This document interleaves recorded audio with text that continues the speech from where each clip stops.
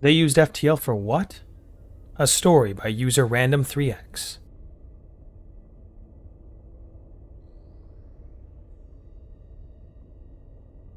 Prelate Admiral Vectis was called to the bridge of his Calanti-class destroyer, the flagship of the Imperial Navy of the Calixus. He had been told by a nervous-looking officer that they were being hailed by the admiral of a human naval force. He couldn't help but exhale a weary sigh. The Empire had started a war with the humans over resource rights of a sector, and the battles had devolved since then. Much to the surprise of the Calixus, the humans were putting up a harder fight than anyone expected. The Admiral himself had always been a proponent that the Empire's military forces had grown too complacent. He and many other military academy graduates had even reveled in the chance to gain battle honors. But to be woken up in the middle of the night cycle to address a human admiral was tiring as could be. "Admiral, I apologize for waking you at such an hour," his sniveling first mate said. The man had a disposition that would make even a small fluffy hrung seem as valiant as a liard. "I was told a human admiral had been called up on open comms." Yes, sir. They're patiently waiting on hold," he confirmed.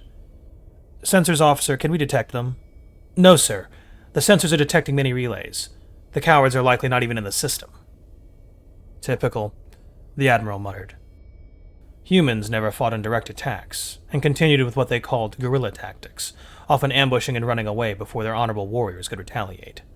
Though it pained him, the Admiral did have to commend them as the tactic did work. His calls for them to use the tactic in return had been dismissed out of hand by the War Council, confident in the idea that the Empire would whittle down any human resistance given enough time. "Did the human explain his purpose for contacting us?" "No, sir," the comms officer replied. "He only said he would only speak to the highest-ranking officer." "Suspicious," the Admiral muttered as he stroked his chin lexus. At this order, a holographic display lit up before him, and there, in a projected commander's seat, was a human.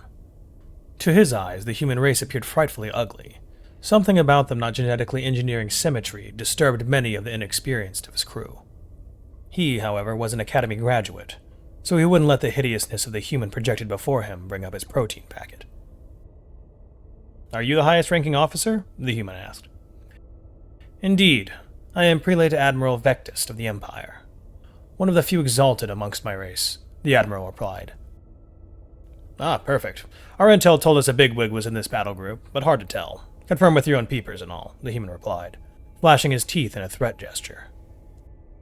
"Why are you contacting us? To surrender, I suppose?" the Admiral asked. Oh, heavens, no," the human replied as he chuckled. "We have a few new toys and wanted to show them off, but you don't use a cannon to kill a mouse."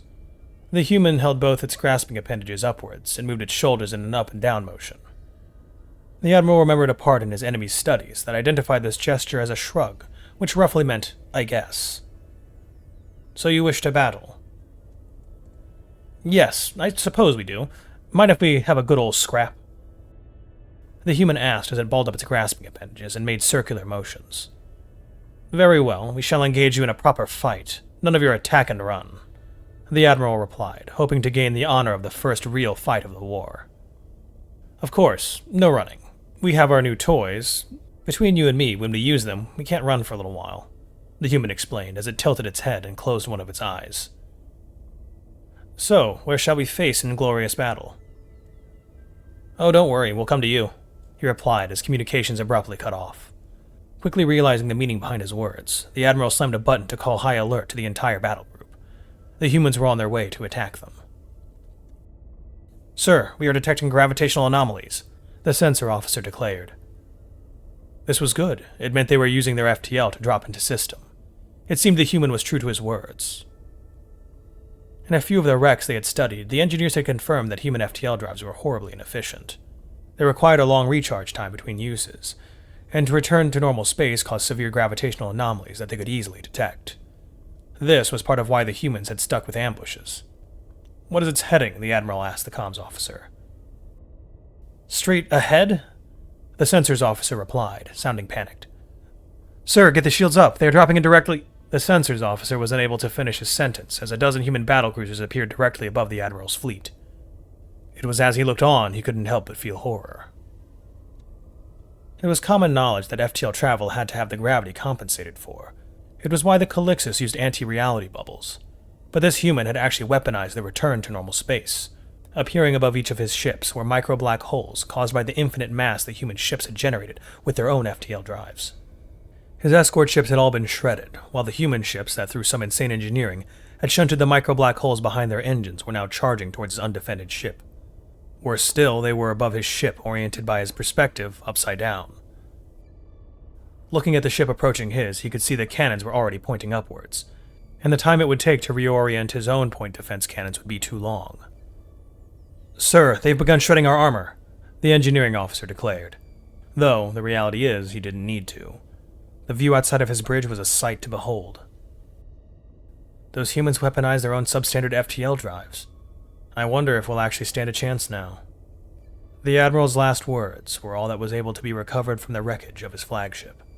This battle, which was more of a one-sided slaughter, would become known as the turning point in the war between humanity and the Calixus.